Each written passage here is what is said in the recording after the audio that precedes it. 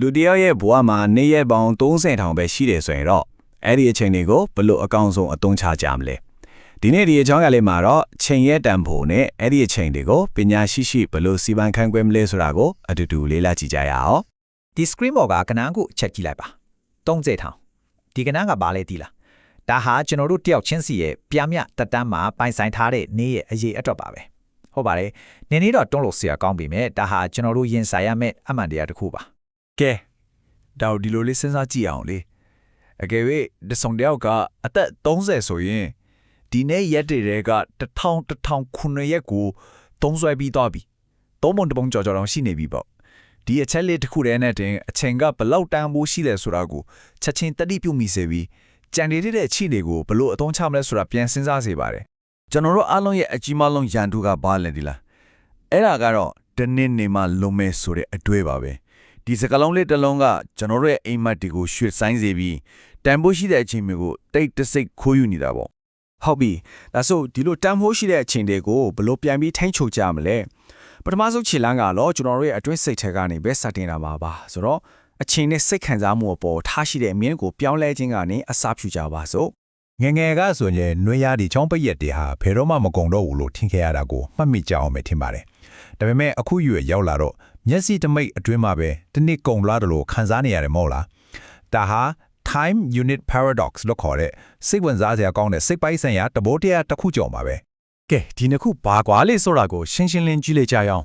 ကလေးဘဝမှာအရာရာဟာအသစ်အဆန်းဖြစ်နေတော့ဦးနောက်ကအသေးစိတ်မတန်းတင်နေရတယ်အဲ့ဒီအတွက်အချင်းကိုနေခွေးတယ်လို့ခံစားရတာပါလူကြီးဘဝမှာကြတော့လုံနေကြအရာတွေများလာတဲ့အခါဦးနောက်ကအဲ့ဓာတွေကိုအလိုအလျောက်သိမ်းဆည်းလိုက်ပြီးအသေးစိတ်မတန်းမတော့တော့ဘူးအဲ့ဒီအခါမှာအချင်းကပုံမြန်တော့တယ်လို့ခံစားရတာပေါ့အချိန်ကိုထိန်းချုပ်နိုင်မှုဆိုရင်စိတ်ခံစားမှုကိုလည်းထိန်းချုပ်နိုင်ဖို့လိုပါတယ်ဒီမှာနောက်ထပ်အားတင်စရာခဏတစ်ခုလာပါပြီ60စက္ကန့်ကဲဒါကဘာကိုဆိုလိုတယ်လဲဆိုတာကြည့်လိုက်အောင်တပံပညာရဲ့စိတ်ခံစားမှုတစ်ခုဖြစ်ပေါ်စေတဲ့ဓာတုပစ္စည်းတွေရဲ့ခန္ဓာကိုယ်ထဲမှာရှိနေတဲ့တက်တန်းဟာစက္ကန့်60ပဲရှိပါတယ်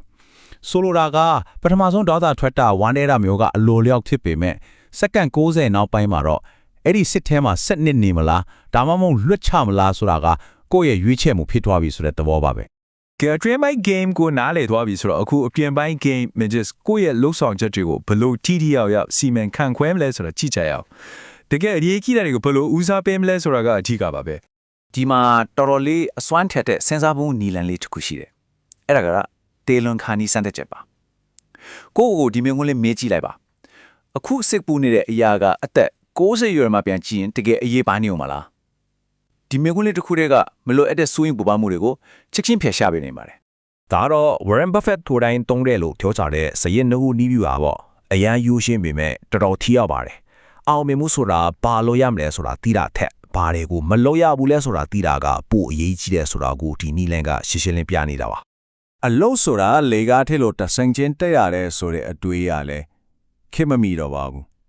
အခုခေတ်ကကစားကွင်းပုံစံနဲ့ပို့တူတယ်ဆိုလိုတာကအပေါ်ကိုပဲတက်နေတာမဟုတ်ပဲဘေးတိုက်ရွှေတာထောင်းဖြတ်ထွားတာတွေကကိုယ့်ရဲ့ကျွမ်းကျင်မှုတွေကိုပေါင်းဆက်ပြီးဘယ်သူနဲ့မှမတူတဲ့တန်ဖိုးကိုဖန်တီးပေးနိုင်တာပေါ့ဒီစကားကတော်တော်လေးမှန်ပါတယ်တက်တာရှိနေတာကလည်းအလုတ်ကိုင်အလို့တဲနွားလို့ပဲတက်တာရှိပြီမဲ့ကိုရခဲမချီနာတဲ့အလို့မှာကြာနေလေအဲ့ဒီအလို့ခန့်နေယုံထဖို့ပိုခတ်လေးပဲတိုတမှုဆိုတာတက်တာဆုံးရဲ့အဖြစ်မှာပဲရှိတယ်ဆိုတာကိုအမြဲတရိရပါမယ်ဟုတ်ပြီအခုတတိယအပိုင်းဘဝရဲ့အရေးကြီးဆုံးအခြေခံအုတ်မြတ်တွေဖြစ်တဲ့ကျမ်းမာရေးဆက်ဆံရေးနဲ့စွမ်းရင်အကြောင်းပြောကြရအောင်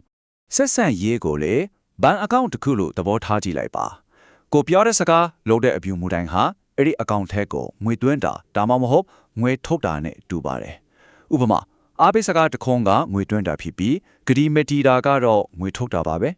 ဲဒီဘာချကိုကြည့်လိုက်ရင်ရှင်းလင်းမြင်လိုက်ပါရဲ့နေ့စဉ်ကော်ဖီတစ်ခွက်အတူတူတောက်တာလို့မျိုးတင်းငယ်ပေမဲ့ပုံမှန်လုပ်တဲ့အရာတွေကမွေးနေ့မှာဈေးကြီးတဲ့လက်ဆောင်ကြီးပေးတာထက်ဆက်ဆံရေးကိုပိုပြီးခိုင်မြဲစေပါရဲ့အဓိကတစိုက်မမှန်လုပ်တာပဲဒီနေရာမှာမှတ်ထားရမှာကကျမ်းမာရေးဆိုတာအသက်ရှည်ဖို့တခုတည်းဥတာမဟုတ်ဘူးဒါဟာဘဝရဲ့တခြားခဏအားလုံးမှာအရေးအသွေးနဲ့ထိရောက်မှုကိုမြင်တင်ပေးတဲ့အဓိကမောင်းတဲ့အားတစ်ခုပါစွန့်ရင်မရှိရင်အချိန်နဲ့အများကြီးရှိနေပါကြဘာမှအရာမရောက်ဘူးလေ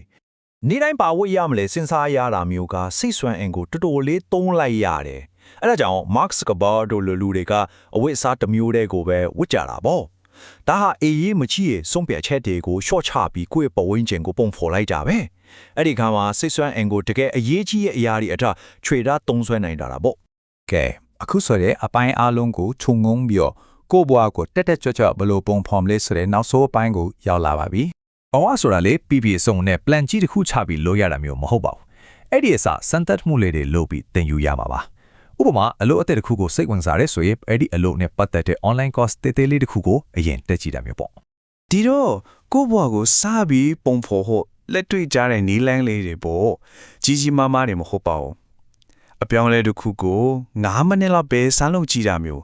အောင်မြင်မှုကိုသူများသတ်မှတ်တဲ့စံနှုန်းတွေနဲ့မဟုတ်ပဲကိုယ့်ရဲ့စံနှုန်းနဲ့တိုင်းတာတာမျိုးတွေကနေစတင်ပြီးဘဝကိုပိုကောင်းအောင်ပုံဖော်နိုင်ပါတယ်နောက်ဆုံးအနေနဲ့အမြဲတမ်းသတိရနေရမှာကတော့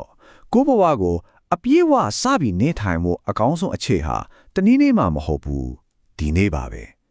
ဒီနေ့ရဲ့လီလာမှုကနေအကျိုးကျေးဇူးတွေရရှိသွားမယ်လို့မျှော်လင့်ပါတယ်